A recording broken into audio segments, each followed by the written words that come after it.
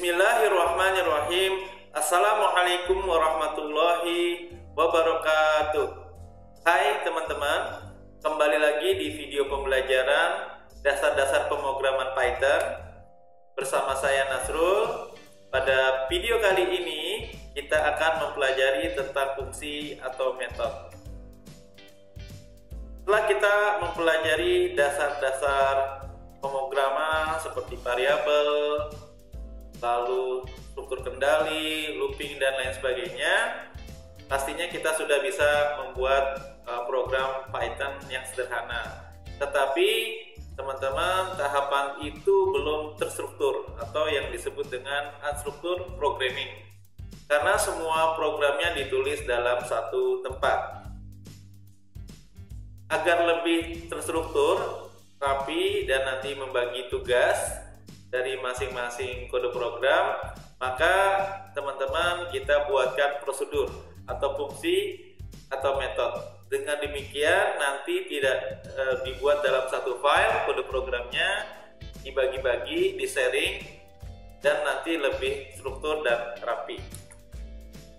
Ya, dengan adanya fungsi maka kita bisa, teman-teman, reusable design, bisa menggunakan fungsi itu berulang-ulang. Seperti halnya fungsi-fungsi bawaan Python, kita bisa memanggil berulang-ulang fungsi, misalnya float ya, fungsi list ya kemarin ya, fungsi misalnya sum untuk summary, marks, dan seterusnya ya.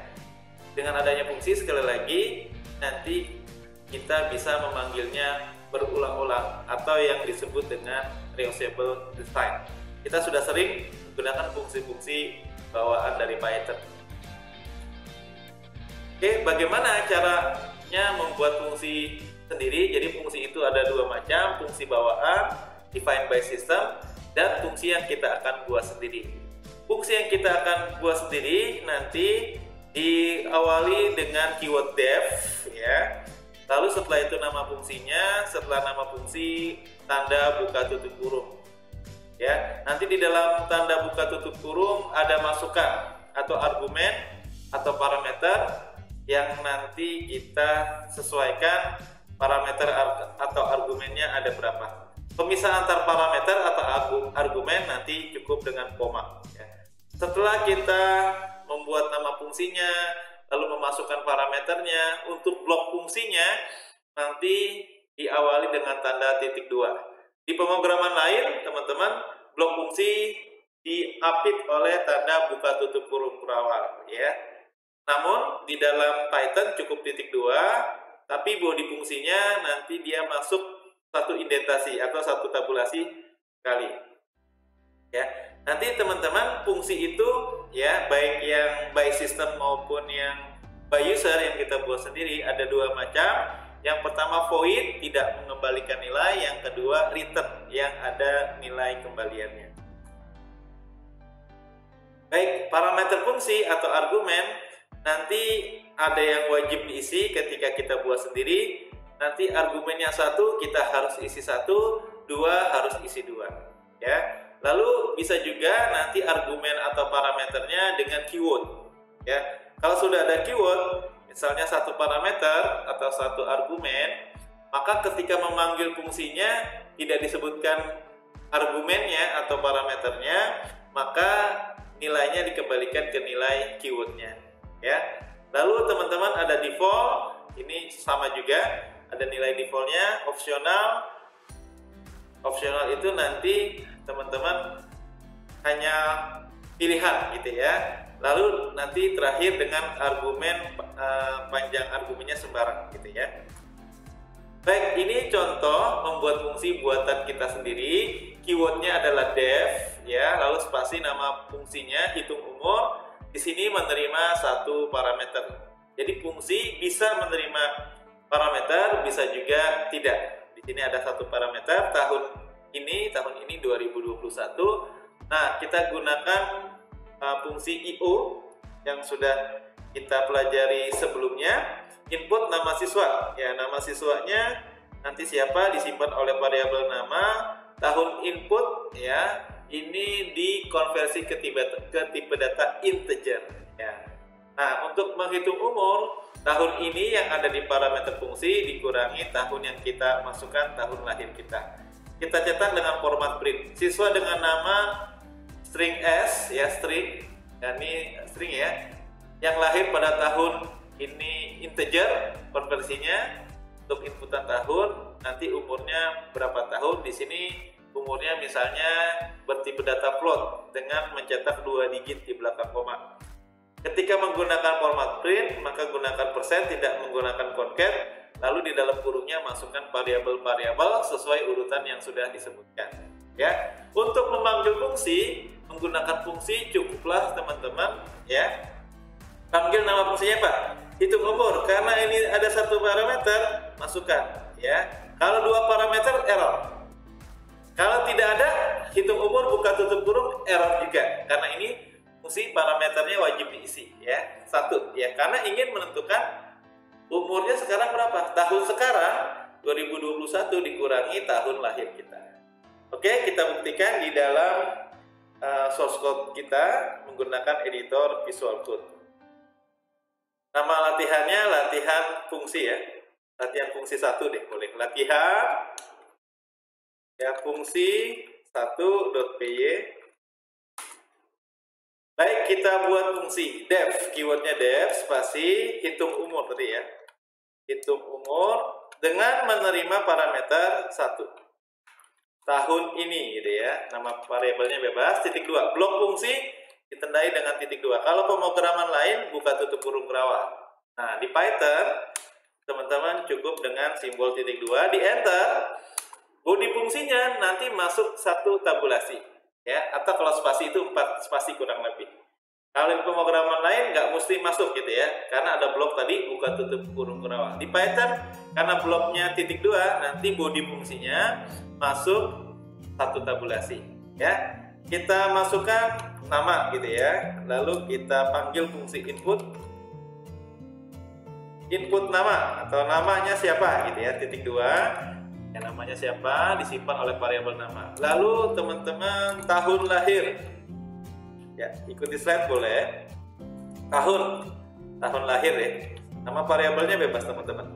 Tahun lahir sama dengan ya kita casting atau kita konversi ke dalam tipe data integer dari inputan yang defaultnya adalah string input tahun lahir.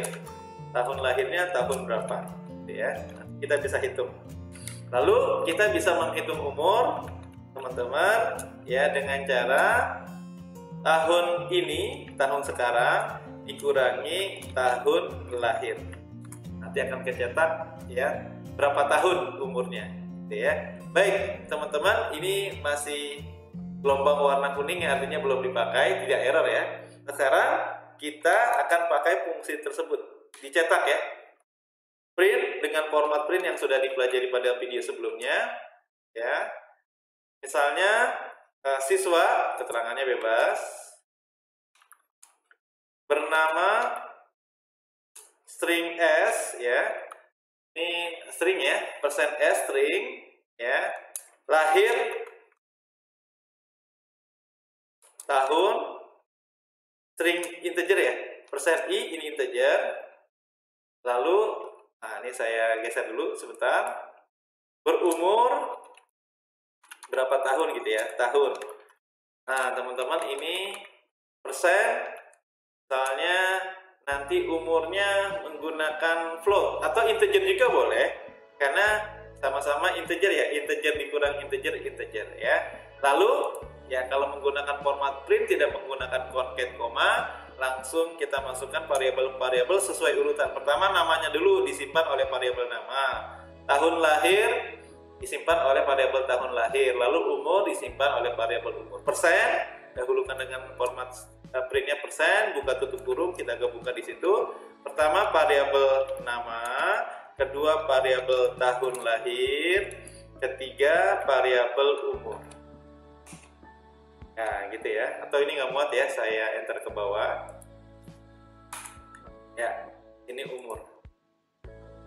Nah untuk memanggil fungsi teman-teman, nanti yang bisa reusable design ya, memanggil fungsi, panggil fungsi, saya kasih komentar ya. dia harus memasukkan parameter tahun ini, ya. Baik, cara manggilnya hitung umur. Umur sekarang tahun 2021, tahun ini ya. Oke, kita eksekusi, simpan, file, save, eksekusi. Ya, nama misalnya Siti Aminah. Terus ya. Tahun lahir 1990 misalnya, enter. Siswa bernama Siti Aminah lahir pada tahun 1990, sekarang berumur 31 tahun. Apakah bisa dipanggil lagi fungsinya? Bisa, reusable design gitu ya. Latihan fungsi 1, atau ini saya kill dulu, dipanggil lagi bisa teman-teman. Jadi bisa dipanggil berulang-ulang. Atau begini, ini saya kill ya teman-teman, kita panggil hitung umur. Nanti kalau di tahun 2022 umurnya berapa gitu ya, tahun depan ya 2022. Ini saya simpan lagi. Jadi fungsinya reusable design, bisa dipakai berulang-ulang. Ya, nama misalnya Budi ya, tahun lahir 1990 ya, di tahun sekarang umurnya 31 tahun. Coba sekarang Budi teman-teman di tahun 2022. Ini sama 1990. Budi pada tahun 2022 nanti umurnya 32 tahun ya. Jadi seperti itu fungsi ya teman-teman yang kita definisikan sendiri ya. Ketika di dalam fungsi ada fungsi bawaan print ya, nanti bodinya teman-teman kalau pindah baris masuk satu indentasi atau masuk satu tabulasi. Baik, sekarang kita akan pelajari jenis-jenis argumen di dalam fungsi ya, tadi ya, yang menggunakan misalnya keyword atau nanti default. Nah, ini contohnya teman-teman ada. Atau ini di dalam fungsi ada fungsi. Nah, teman-teman latihan yang lain, di dalam fungsi ada fungsi. Oke. Di dalam fungsi ada fungsi. Tadi juga di dalam fungsi ada fungsi, tapi fungsi bawaan. Sekarang sama-sama fungsinya buatan kita sendiri. Info suhu, masukkan lokasinya di mana, suhunya sekarang berapa derajat, semuanya untuk suhu di casting ya, atau dikonversi ke integer. Nanti di logic untuk status suhunya ya. Jika suhunya di bawah 0 derajat beku, suhunya 0 sampai 16 derajat dingin, 16 sampai 20 sejuk, 20 sampai 30 biasa, atau jangan 30 nanti diganti, misalnya 28, nanti 24 derajat ke atas misalnya panas ya. Nah teman-teman, ini fungsi yang mengembalikan nilai. Ada keyword apa? Return. Tadi ya teman-teman, jenis fungsi yang void, tidak mengembalikan nilai di Python tapi tidak disebutkan ya. Yang menyebutkan keyword void itu ada di pemrograman Java gitu ya. Kalau di Python voidnya tidak pengembalian nilai, tidak disebutkan, sama seperti pemrograman PHP. Nah, untuk fungsi yang mengembalikan nilai di semua bahasa pemrograman, nanti di akhir body fungsi ada keyword return. Returnnya apa? Sesuai dengan ya variabel terakhir yang kita sebutkan. Ini kondisi ya, untuk beku, dingin, sejuk, dan biasa atau panas, nanti kan ada kondisi-kondisi tertentu ya. Baik ya, ini kita mau latihan lagi fungsi di dalam fungsi, tapi semua fungsinya buatan kita sendiri ya. Latihan 2 berarti ya, nama filenya new file ya, ini saya close saja. Nama filenya adalah latihan fungsi 2. Latihan ya fungsi 2.py. Ya, kita membuat teman-teman informasi suhu saat ini yang ada di sebuah kotak. Def info suhu. Keyword untuk membuat fungsi def ya di Python. Di pemrograman lain function. Di Python def ya info suhu.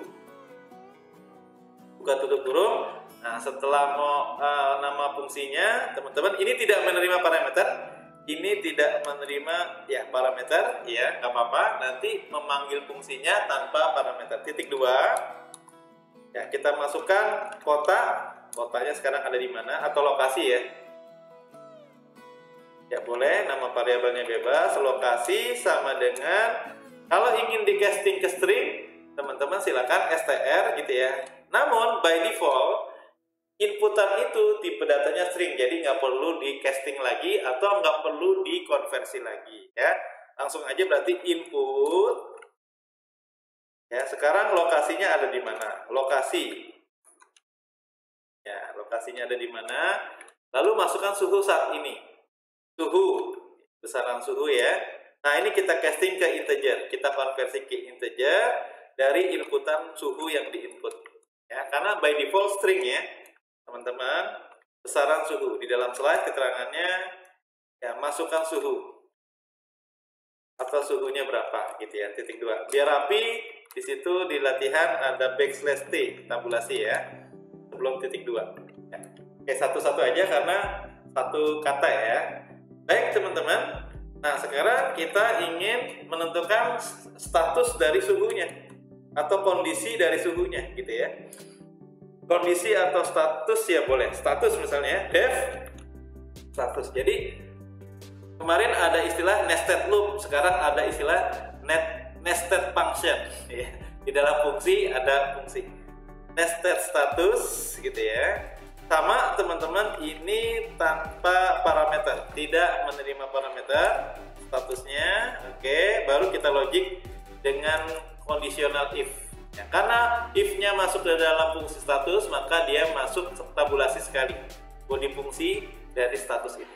Jika suhunya ini bebas-bebas saja teman-teman, di bawah sama dengan 0 derajat ya, maka teman-teman ini fungsi lagi.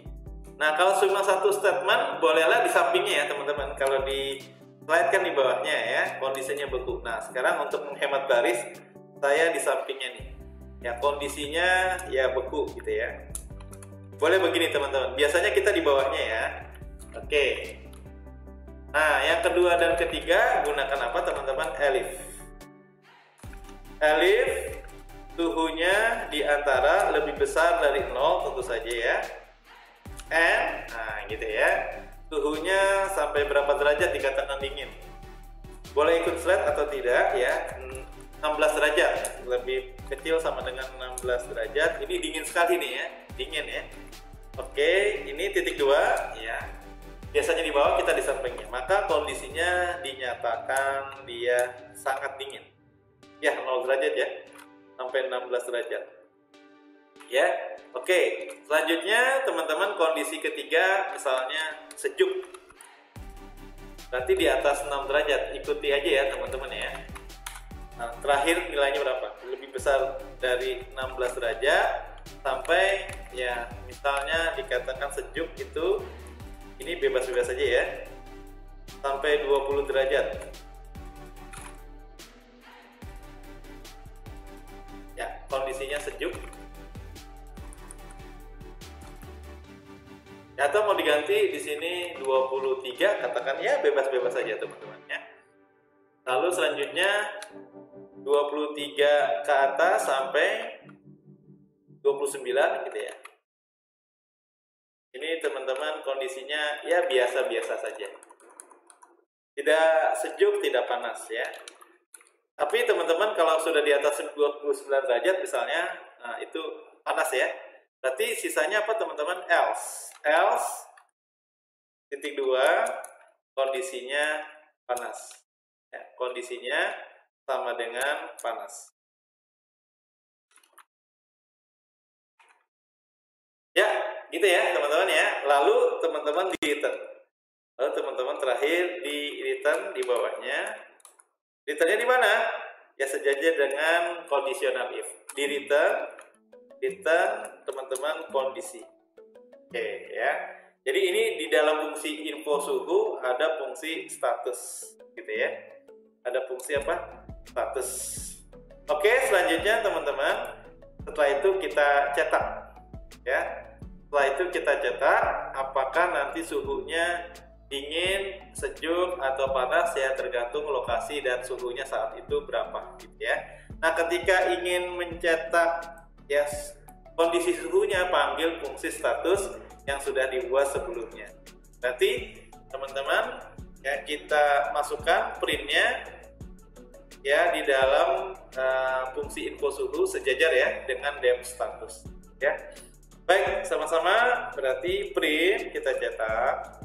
Ini bagian dari fungsi info suhu masih ya. Cetak. Menggunakan format print boleh. Lokasi misalnya di Bogor gitu ya. Lokasi di mana? %s string dengan suhu tipe datanya integer ya, berarti %i integer.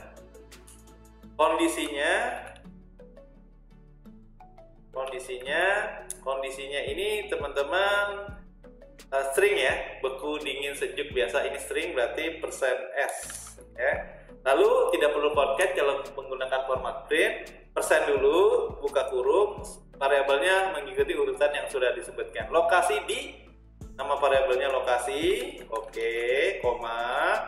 Lalu dengan suhu %i integer, variabelnya suhu, ya, integer input suhu gitu ya. Ini variabelnya suhu. Yang ketiga urutannya kondisinya, panggil fungsi status. Berarti di sini untuk memanggil fungsi, teman-teman status buka tutup kurung tanpa menerima parameter. Oke, fungsi info suhunya sudah selesai. Sekarang kita eksekusi ya teman-teman, kita eksekusi ya. Panggil fungsi.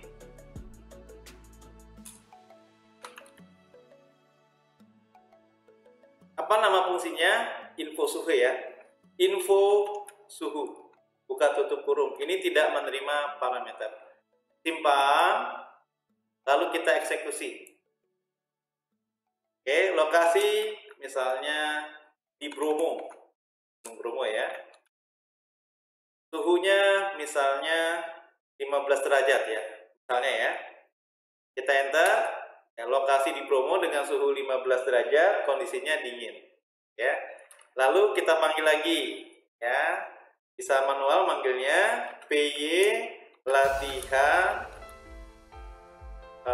fungsi 2 ya, latihan fungsi 2 .py lokasi Depok ya, suhunya misalnya 26 derajat. Ya biasa, ya. Panggil lagi fungsi 2 py misalnya di Puncak ya. Suhunya misalnya 18 derajat sejuk. Oke teman-teman, demikian tentang pembuatan fungsi. Lalu di dalamnya ada fungsi lagi seperti nested loop. Di sini ada nested function yang kita buat sendiri. Selanjutnya teman-teman, setelah kita mempelajari nested function ya, kita akan pelajari penggunaan fungsi dengan keyword. Misalnya ada 3 parameter dipisahkan dengan koma, nama, pekerjaan, sama hobi. Semua parameter fungsi diberi keyword. Nama Firda, pekerjaan pelajar, hobinya memasak. Lalu kita cetak biasa, namanya siapa, profesinya apa, hobinya apa. Nah, ketika kita memanggil ya fungsi-fungsi tersebut ya dengan parameter yang kita inginkan, misalnya Fawaz menghafal Al-Qur'an, olahraga, maka harusnya hasilnya nama siswa Fawaz, profesinya menghafal Al-Qur'an, hobinya olahraga. Jika saya panggil fungsinya hanya mengisi 2, Inaya ya, misalnya keyword, ini kan keyword ya, fungsinya Inaya, berarti namanya Inaya. Profesinya nggak ada nih, berarti dikembalikan ke nilai defaultnya, yaitu pelajar. Pekerjaan berarti pelajar, hobinya membaca ya. Jika saya hanya panggil pekerjaan saja teman-teman, karyawan, berarti nanti kembali lagi nama karyawannya Firda, pekerjaannya karyawan, hobinya memasak. Kalau saya panggil keyword saja, fungsi keyword saja tanpa parameter, nanti apa yang terjadi? Nanti harusnya hasilnya namanya Firda, pekerjaannya pelajar, hobinya memasak ya. Baik teman-teman, kita buat latihan ketiga ya. New file, ini saya close all dulu. New file, latihan fungsi 3.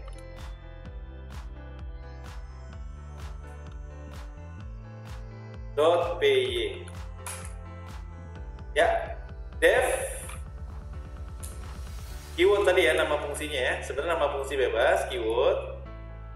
Nama diisi di defaultnya atau keywordnya dengan nama seseorang. Tadi misalnya Firda ya. Tipe datanya string nih ya. Koma, antar parameter fungsi atau argumen fungsi dipisahkan dengan koma. Lalu teman-teman yang kedua apa tadi? Pekerjaan. Parameternya pekerjaan. Defaultnya dia sebagai pelajar. Lalu keyword yang parameter ketiga, hobi. Hobinya memasak misalnya ya. Ya, karena fungsi titik 2 ya. Blok fungsi ya di dalam Python titik 2, lalu body fungsi pas di enter nanti masuk tabulasi sekali ya. Oke, kita cetak-cetak nih, print. Kalau di dalam slide menggunakan printnya satu-satu ya. Kalau printnya cuma satu juga boleh ya. Nanti dengan backslash n, print ya, nama kita tabulasi kali ya, 2 kali atau sekali juga boleh biar rapi nanti ya. Lalu spasi persen string gitu ya. Oke, ini saya enter. Baris yang kedua menginput pekerjaan, backslash n, ini pindah baris ya, pekerjaan. Atau ini tabulasinya asumsinya 2 kali, ini biar rapi ya. Pekerjaan berarti tabulasinya sekali. Titik 2 spasi pekerjaan juga string berarti persen %s ya. Lalu ya, ini saya copy paste aja teman-teman. Hobi. Terakhir hobi ya. Hobinya apa nih? Hobinya mungkin backslash-nya kali atau 2 kali mengikuti nama ya. Nanti kalau tidak sama dikurangi atau ditambah untuk tabulasinya. Backslash t-nya 2 kali sebelum titik 2. Spasi persen %s ini menunjukkan stringnya. Nah, karena ada 3 variabel, maka untuk mencetak variabelnya boleh di sini ya, persen buka tutup kurung, sebutkan urutan variabelnya. Nama, koma apa teman-teman, pekerjaan, koma hobi. Nah, gitu ya. Fungsinya sekedar ngeprint data ya, teman-teman, seperti di dalam slide. Gitu ya. Ya, oke. Selanjutnya teman-teman kita panggil fungsi tersebut. Tadi di dalam slide ada pemisah ya, pemisah antar data dengan ngeprint apa nih, pembatas aja ya. Boleh kita buat fungsi print satu lagi sebagai pembatas aja ya. Print sebagai pembatas antar nanti keyword ya. Oke ya. Kita panggil fungsinya. Panggil fungsi. Ya, misalnya keyword atau nama fungsi jangan keyword Pak, diganti boleh gak? Boleh ya. Person aja ya. Ini seseorang nih, person. Nama fungsinya diganti boleh gak? Boleh, bebas ya. Jadi manggilnya biar enak. Person, panggil fungsinya begitu ya. Person ya. Kalau person aja nanti hasilnya Firda, pekerjaannya pelajar, hobinya memasak, harusnya begitu ya. Lalu person lengkap semua nih teman-teman ya. Misalnya person namanya misalnya Fawaz ya. Lalu pekerjaannya santri. Ini bebas-bebas saja ya. Hobinya menghafal Al-Qur'an. Oke, teman-teman, seperti itu. Ini lengkap ya. Oh, ini ada single quote ya, pakai backslash boleh untuk nyetak apa teman-teman, single quote-nya atau ain gitu ya. Oke, selanjutnya teman-teman, person tidak semuanya ya. Misalnya sekarang Inaya. Inaya hampir sama ya dengan Firda ya, cuma sama-sama pelajar tapi hobinya teman-teman beda. Misalnya dia di sini hobinya ya, misalnya seperti di dalam slide ya, nanti membaca. Oke, berarti Inaya pelajar, hobinya nanti membaca. Ya. Selanjutnya teman-teman, ya, pekerjaannya saja yang dipanggil. Ya, di sini karyawan diganti yang lain boleh. Person, ini namanya fungsi reusable design begini ya, bisa dipanggil berulang-ulang. Person, pekerjaannya mau disetting apa? Di atas kan defaultnya pelajar, ya. Misalnya mahasiswa, misalnya ya, mahasiswa. Oke, kita tes, saya simpan, hasilnya seperti apa? Ya, perhatikan. Yang pertama, memanggil data sesuai keywordnya, ya, sesuai dengan nilai yang sudah ditentukan, ya. Yang kedua, teman-teman, di sini dia memanggil data FAWA sesuai yang diinput, santri menghafal Al-Quran. Oke. Yang ketiga, Inayah, pekerjaannya pelajar, hobinya membaca. Harusnya begitu ya. Inayah pelajar membaca. Terakhir, Firda mahasiswa memasak, ya, karena yang diganti hanya pekerjaan. Yang tadinya pelajar menjadi mahasiswa. Oke, demikian teman-teman fungsi dengan keyword, ya, dengan keyword-keyword yang sudah ditentukan. Jadi manggilnya bisa lengkap, bisa beberapa parameter atau tanpa parameter pun tidak masalah karena sudah ada nilai defaultnya masing-masing. Baik, selanjutnya, ya, latihan selanjutnya adalah teman-teman kita, ya, menggunakan fungsi yang nanti dengan parameter, ya, dengan parameter. Nah, tapi parameternya teman-teman di dalam fungsi kedua. Nah, di sini kita akan mengenali, ya, fungsi yang sudah ada di bahasa pemrograman yang lain, yaitu switch case, ya. Di pemrograman lain teman-teman ada switch case, di dalam Python by default memang nggak ada. Cuma solusinya kita bisa gunakan struktur data, kalau kurung apa teman-teman, dictionary ditambah atau digabung dengan jabatan, ya. Kemarin teman-teman pada video sebelumnya tentang ternary kita bisa menggunakan tuple and list. Nah, untuk switch case karena memang tidak ada by default di Python, kita bisa gunakan, ya, struktur data dictionary dan jabatan. Jika jabatannya manager nanti dimasukkan, ya, maka gajinya 20 juta. Ya. Lalu kalau general manager, ya, kalau manager 10 juta, kalau staff 5 juta, nanti gajinya ini ditentukan dari jabatan yang dimasukkan, yang diinput, ya. Nah, karena jabatan nanti banyak, ini masuk ke dalam list, ya.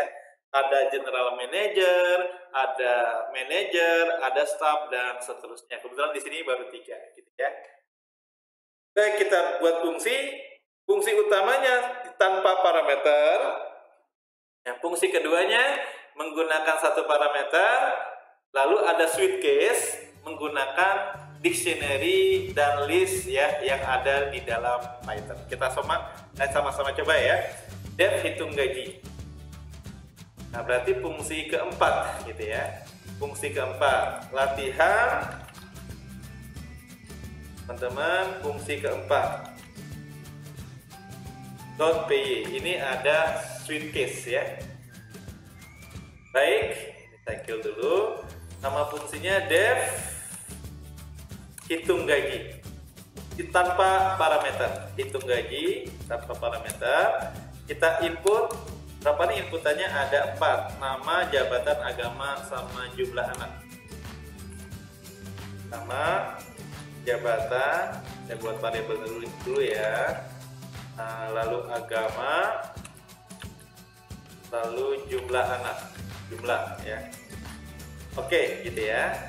Sekarang ini variabel input, kalau string nggak usah di casting atau nggak perlu dikonversi. Input ini nama pegawai.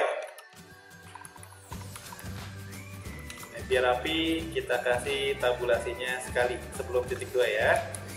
Oke, selanjutnya teman-teman jabatan, ya, input jabatan.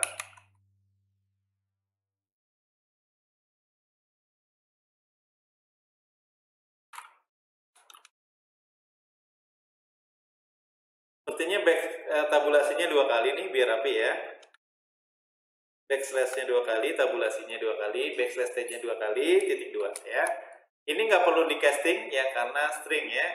Agama juga demikian. Ya. Ini saya copy paste aja biar cepat. Tinggal diganti keterangannya agama. Oke, selanjutnya teman-teman, jumlah ini perlu di casting ini. Integer, jumlah anak ya teman-teman ya. Oke, setelah itu input jumlah anak. Ya, saya paste di dalam fungsi integernya, konversinya ini diganti jangan jumlah anak. Tabulasinya cukup sekali berarti ya, karena dua kata, jumlah anak. Tabulasinya cukup sekali. Oke, teman-teman. Nah, di dalam fungsi hitung gaji, mohon maaf, ini ada buka tutup kurung tanpa menerima parameter. Sekarang ada fungsi untuk menentukan gaji pokok. Def gapok. Nah, gapok berdasarkan jabatan. Parameternya jabatan yang sudah diinput sebelumnya. Titik 2, karena fungsi, enter, ini masuk ke blok fungsinya gapok jabatan. Kita gunakan apa teman-teman? Switch case. Di pemrograman lain seperti ini. Ada switch case. Switch ya, jabatan gitu ya. Lalu ini pemrograman lain nih ya. Di sini ada case ya. Titik 2. Misalnya case apa dulu pertama? Misalnya tadi ada manager. Ya, maka gaji berapa? Nah, teman-teman, di dalam Python tidak ada fungsi switch case secara khusus. Bisa diganti dengan apa? Sama-sama simbolnya dengan apa? Buka tutup kurung kurawal, yaitu teman-teman dictionary. Dictionary kan berpasangan ya, ada key dan value-nya. Pasangannya ditandai dengan titik 2. Yang pertama, teman-teman, nah ini hampir sama ya. Case value kalau di pemrograman lain, kalau di sini langsung kan masukkan case-nya. Pertama apa? General manager, dikasih single quote ya atau double quote karena ini string. Kalau general manager ini key-nya, maka gaji pokoknya 20 juta. Ini misalnya ya. Nah, pemisah antar elemen dari dictionary seperti biasa koma gitu ya. Kalau nanti dia sebagai manager ya, nanti ini key-nya titik 2, value-nya gaji pokoknya adalah teman 10 juta, katakan koma lagi ya, pemisah antar elemen dictionary ya. Lalu kalau dia staff teman-teman, maka gaji pokoknya ini key-nya staff titik 2, pemisah antara key dan value, staff katakan 5 juta. Karena sudah di akhir nggak perlu dikasih koma, nggak apa-apa. Nah teman-teman ya, gaji-gaji ini ditentukan dari list jabatan yang sudah diinput sebelumnya. Jadi pengganti dari switch case di pemrograman Python menggunakan kombinasi dictionary dan list ya. Video sebelumnya pengganti dari ternary menggunakan tuple and list ya. Oke teman-teman, seperti itu ya. Lalu setelah itu teman-teman kita tentukan nanti misalnya tunjangan anak ya. Lalu di sini ada zakat profesi dan seterusnya. Ini hanya mengulang ya materi-materi yang sudah kita pelajari sebelumnya ya. Tunjangan anaknya 10%. Ya, ini kita baca dulu ketentuannya. Ya. Persennya 10% nih defaultnya ya. Persennya 0,1 ya. Nah, jika jumlah anaknya lebih dari 0, 1 sampai 3, maka tunjangan anaknya 10%. Ya. Teman-teman seperti itu. Lalu jika jumlahnya lebih dari 3, nanti ya dikali, nanti teman-teman gapoknya dikali persen 10%, dikali teman-teman jumlah anaknya dikurang 3 ya teman-teman, dikurang 3. Lalu kalau belum punya anak nanti ya belum ada tunjangan anak. Baik, ini sebenarnya bebas-bebas aja ya. Ini penggunaan dari kondisional if, elif, dan else. Kita baca sekali lagi. Jika jumlah anaknya antara 1 sampai 3, maka 10% saja ya dari gaji pokoknya. Cuma kalau anaknya lebih dari 3, maka selain 10% dikali dari jumlah anaknya. Tapi jumlah anaknya maksimal teman-teman berapa nih? 3 ya. Karena misalnya anaknya teman-teman 5, berarti 5 dikurang 3 2 ya, berarti dikalinya 2. Dikali 2 kali lipatnya gitu ya. Kalau nanti anaknya 6, berarti dikali 3. Karena yang 10%-nya itu sudah ada di logik yang pertama. Begitu ya, teman-teman. Ini logiknya boleh diganti apa saja bebas gitu ya. Oke, teman-teman, sekarang kita berikan tunjangan untuk keluarga. Ya, di mana teman-teman menulisnya? Tentu saja nanti dia sejajar dengan inputan-inputan dan fungsi def. Tidak def gapok ya, tidak masuk ke dalam fungsi gapok. Ini kita backspace. Saya kasih komentar ya teman-teman, tunjangan keluarga. Nah, tunjangan keluarga ya, ini contohnya lebih kompleks.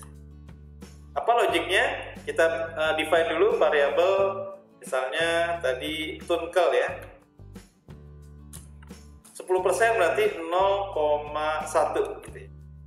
Kita logic if jumlah anak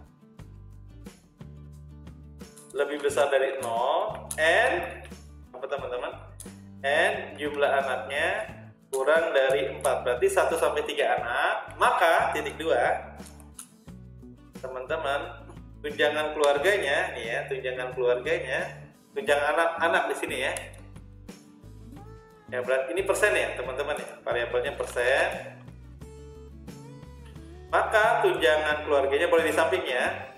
Tunjangan keluarganya sama dengan ya, panggil fungsi apa? Gapok jabatan. Dari gaji pokoknya, bukan gapok saja, karena kalau gapok saja nggak ada. Yang ada fungsi gapok jabatan. Jadi fungsi yang barusan dibuat bisa dipanggil langsung di dalam fungsi hitung gaji ini. Ini teman-teman contohnya lebih kompleks, namun kita jadi paham, oh ternyata fungsi yang kita buat sebelumnya bisa dipanggil lagi dalam fungsi utamanya, yaitu fungsi hitung gaji berdasarkan jabatan. Ketika jabatan ya. Ini untuk kondisi yang ya teman-teman jumlah anaknya 1 sampai 3 dikali persennya 10% gitu ya. Persennya 10%. Oke, selanjutnya teman-teman tinggal di copy paste aja. Elif gitu ya. Kalau anaknya lebih dari 3, berarti ini elif lebih dari 3, berarti minimal berapa? 4 gitu ya. Maka tunjangan keluarganya selain dikali persen ya, dikali juga 10%, dikali juga teman-teman jumlah anak dikurang 3, karena 3-nya tadi 1 sampai 3 sudah diwakilkan dari sini 10% ya. Berarti ini kita kali lagi apa teman-teman ya, jumlah anak dikurang 3 jumlah. Nah ini logiknya sebenarnya bebas-bebas saja sesuai dengan kebutuhan ya, dikurangi jumlah anak dikurangi 3. Nanti yang 1 sampai 3 sudah di cover 10%. Nanti untuk yang anaknya lebih dari 3, anak 4 ke 5 dikali lagi, misalnya anaknya 5 dikali 2, anaknya 7 berarti dikali 4, karena 7 dikurang 3 gitu ya, hanya 4. Ini untuk yang anaknya lebih dari 3 ya. Berarti perusahaannya tunggu baik ya, berikan tunjangan keluarganya sesuai dengan jumlah anak. Else, teman-teman, else untuk yang belum punya anak berarti nggak dapat. Berarti tunjangan keluarganya adalah 0. Oke, ini sekedar contoh aja teman-teman ya, yang lebih kompleks ya. Mohon maaf ini merah. Sebentar kita lihat dulu. If sama else. Ini merah, harusnya enggak ya? Oh, ada yang kurang, tutup kurungnya kurang 1. Ya, oke, sekarang sudah selesai. Sekarang kita tentukan apa lagi teman-teman? Zakat profesi. Untuk muslim ya. Untuk yang muslim, teman-teman ya. Nah, ini teman-teman menggunakan konsep else if atau ternary yang biasa. Sekarang kalau menggunakan couple and list boleh nggak? Boleh ya. teman-teman silakan. Ini ada gaji kotor dulu, boleh. Gaji kotor berarti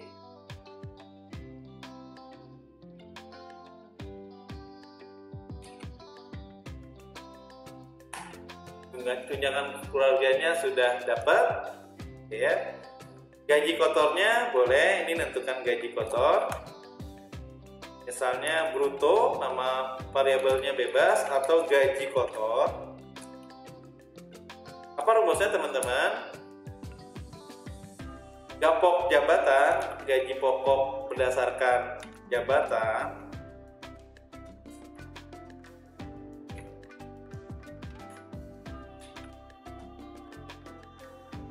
ditambah dari tunjangan keluarga yang didapatkan.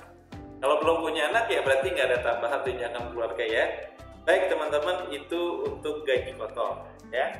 Sekarang teman-teman kita tentukan ada zakat profesinya. Zakat dengan kondisi kita gunakan apa teman-teman? Tupel and list ya, tupel and list. Tupelnya kurung biasa ya. Tentukan yang nggak zakat dulu, false-nya. True-nya kan yang zakat ya. False-nya nggak zakat 0, ya koma teman-teman. Sekarang yang zakat 2,5% ya, berarti 0,025 dikali gaji kotor. Nah, gitu ya.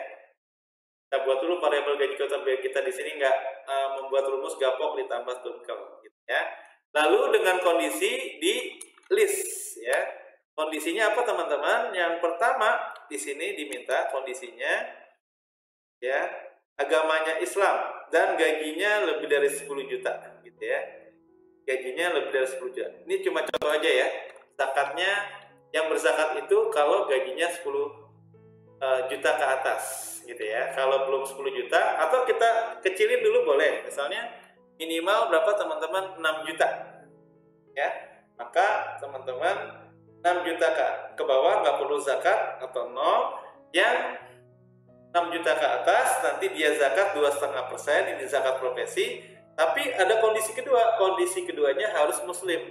Kalau di input nanti agamanya non muslim, misalnya Kristen atau Hindu, walaupun gajinya 20 juta, dia tidak wajib zakat profesi. Nanti logiknya ada dua ya di listnya. Apa teman-teman? Logiknya pertama ya, gaji kotornya lebih besar sama dengan berapa tadi, misalnya 6 juta. And ya agamanya sama dengan 2 kali Islam.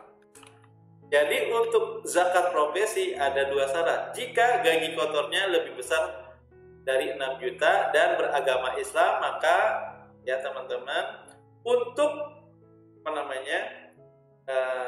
zakat profesinya 2,5% dikali gaji kotor.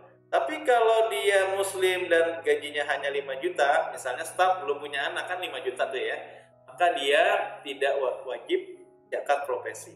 Seperti itu teman-teman ya. Ya, kita sudah dapat. Terakhir teman-teman, kita gunakan rumus biasa untuk mencari gaji bersih. Berarti gaji bersih, tadi ada gaji kotor, rumusnya matematika biasa. Gapok tunjab berdasarkan berdasarkan jabatannya ya. Gapok jabatan ya, ditambah apa teman-teman?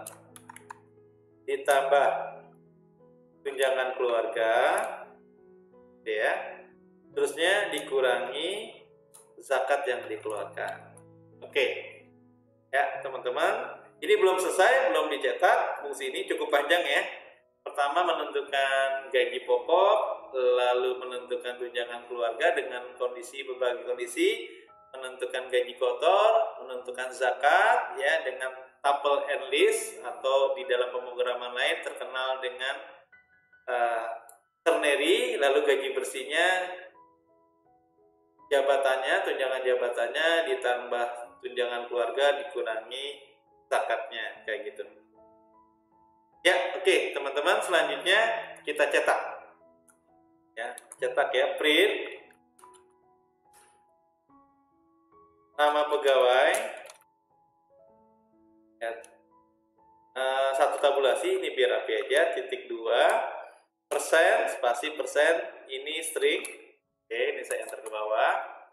Yang kedua, apa setelah nama pegawai? Jabatan. Jabatan, pindah baris ya. Jabatan, ya, kasih tabulasi misalnya 2 kali, /t, titik 2, spasi, ini string juga. Ya, lalu teman-teman agama. Agama tabulasinya juga 2 kali, sama tipe datanya string. Lalu jumlah anak. Nah, jumlah anak teman-teman nanti integer. Ini saya paste. Jumlah anak tabulasinya cukup sekali karena 2 kata. Jumlah anak tabulasinya cukup sekali. Kalau jumlah anak tipe datanya integer. Ya. Lalu teman-teman cetak apa lagi? Ya, yang sudah ditentukan gaji pokok. Kalau nggak saya paste ya, gaji pokok tabulasinya sekali, tentu saja gaji pokok ya. Ini teman-teman katakanlah integer ya, float juga boleh sih ya. Gaji pokok integer aja ya. Lalu teman-teman apa? Tunjangan jabatan. Tunjangan jabatan, tabulasinya sekali. Nanti kalau kurang atau lebih silakan tabulasinya diatur lagi. Ini teman-teman integer juga, bilangan bulat ya. Lalu gaji kotor. Ini integer juga, tabulasinya sekali.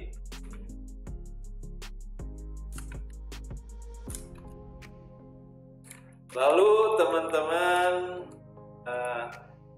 zakat profesi jika ada ya.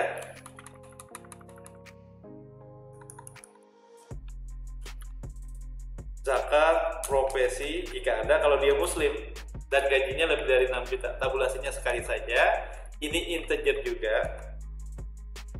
Lalu terakhir teman-teman ada take home pay atau gaji bersih yang dibawa pulang ke rumah. Gaji bersih, take home pay yang dibawa pulang ke rumah, tabulasinya cukup sekali. Teman-teman variabelnya bertipe data integer. Terakhir ya, sebutkan nama-nama variabel sesuai dengan urutan yang ada di sini. Cukup banyak ya.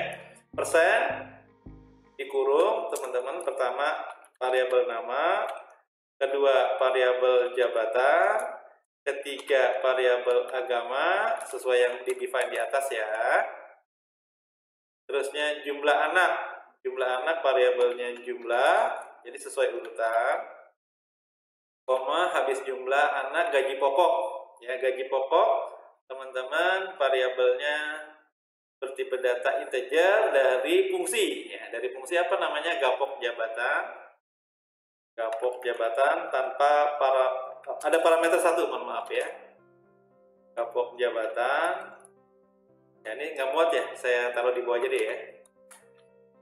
Gapok jabatan, setelah itu teman-teman koma lagi, ini belum berakhir. Gapok jabatan, gaji pokok, tunjangan jabatan ya. Ini ya, gaji pokok, gaji pokok bukan gaji pokok, gapok ya, gapok jabatan ya. Tunjangan jabatan nggak ada ya? Oh iya teman-teman, tunjangan jabatannya misalnya 20% ya. Tunjangan jabatan, ini kan tunjangan keluarga. Ini ada yang kelewat nih. Misalnya teman-teman tunjangan jabatan. Tunjangan jabatan. Apa rumusnya teman-teman? Tunjab aja ya nama variabelnya ya. Tunjab sama dengan 0,2 dikali dengan gapoknya, gapok jabatan. Jadi teman-teman ini reusable design. Gapok jabatan sering dipanggil tuh ya. Berarti teorinya benar bahwa fungsi merupakan sesuatu yang reusable design, bisa digunakan berkali-kali. Ya, ini tunjabnya masih kuning ya, artinya belum dipanggil, kita panggil di sini. Ya, nama pegawai, gaji kotor, gaji pokok, tunjang. Ya, berarti di sini panggil tunjang yang barusan dibuka. Ya, gaji kotor, nama variabelnya apa nih? Gaji kotor juga, gitu ya. Gaji kotor. Oke, cukup banyak nih teman-teman ya. Contohnya, terusnya zakat profesi, nama variabelnya zakat. Lalu terakhir gaji bersih, nama variabelnya gaji bersih. Oke teman-teman, cukup panjang lebar untuk fungsi apa teman-teman hitung gaji. Terakhir kita panggil, ini sudah selesai semua. 1, 2, 3, 4, 5, 6, 7, 8, 9. 1, 2, 3, 4, 5, 6, 7, 8, 9 untuk gaji bersih. Terakhir dipanggil fungsinya teman-teman, masuk sebelah kiri sekali ya, panggil fungsi karena tidak bagian dari fungsi, malah dia memanggil di paling kiri atau sejajar dengan nama fungsinya hitung gaji. Ya, panggil hitung gaji. Ya, saya simpan, eksekusi. Nama pegawai, misalnya di sini Siti ya. Jabatannya staf, agamanya Islam. Ini nggak zakat nih karena dia teman-teman ya, staf dan belum punya anak. Jumlah anak 0 gitu ya. Oh, ada yang salah nih teman-teman. Unsupport, operand, float, and non-type. Ya, yang nggak ada tipenya ada yang salah. Sebentar teman-teman. Di rumusnya ya, persennya di sini input integer ya, jumlah anak integer ya, input jumlah anak.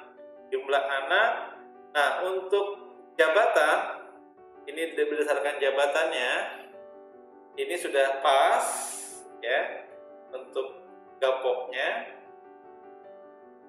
Selanjutnya teman-teman, tunjangnya 0,2 dikali gapok jabatan. 0,2 dikali gapok jabatan. Lalu untuk jumlah anaknya, jika 1 sampai 3, maka tunjangan keluarganya gapok dikali persen. Baik, di eksekusi sih masih ada yang error ya. Siti, misalnya jabatannya, misalnya boleh deh kita berzakat ya, manajer, agamanya Islam, anaknya 3. Ya, di line 12 teman-teman masih ada masalah di line 12 dihitung gaji dan mencatatnya di line 35. Ya, pas memanggilnya ya. Line 12 teman-teman, tunjangnya ini ada masalah teman-teman, 0,2 dikali gapok jabatan. Oke, ada yang masalah di line 12 ya. Tunjangan jabatannya adalah dari gapok jabatan. Kita lihat dulu slide-nya, apakah ada yang kurang. Ya, gapok jabatan, return. Oh, keyword return-nya belum ada ya. Belum ada keyword apa teman-teman, return-nya. Ini return, ada yang kurang ya, mohon maaf. Di return, jadi 20 juta, 10 juta, 5 juta nanti di return dari kombinasi dictionary dan list. Saya simpan, Ctrl S ya, eksekusi lagi.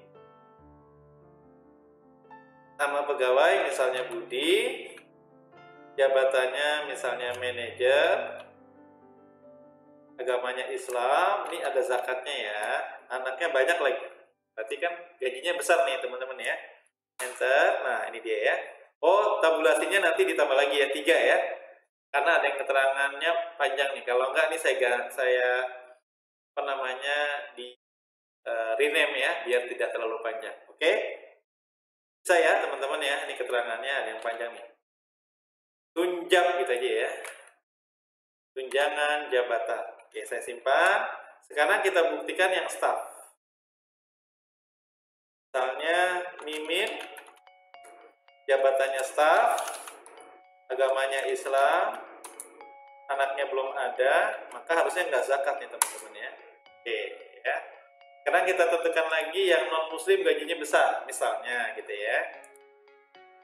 Misalnya Alex ya, jabatannya manajer, walaupun gajinya besar, tapi kalau bukan Islam nggak zakat ya. Agamanya misalnya Kristen, Protestan misalnya ya, Protestan, jumlah anaknya misalnya 5, harusnya kan kalau Islam dia zakat ya, tapi karena ada ketentuan yang zakat itu gajinya minimal 6 juta dan beragama Islam, ini nggak masuk. Kita tes ya. Ya teman-teman, dia tidak zakat profesi walaupun gajinya besar ya. Demikian teman-teman pembelajaran tentang fungsi. Ada yang menerima parameter, ada yang tidak, ada yang kita buat fungsi di dalam fungsi lagi, dan seterusnya ya. Terima kasih sudah menyaksikan atau menonton video tutorial tentang fungsi di dalam pemrograman Python. Tetap semangat, kurang lebihnya saya mohon maaf. Sampai jumpa di video-video selanjutnya. Terima kasih.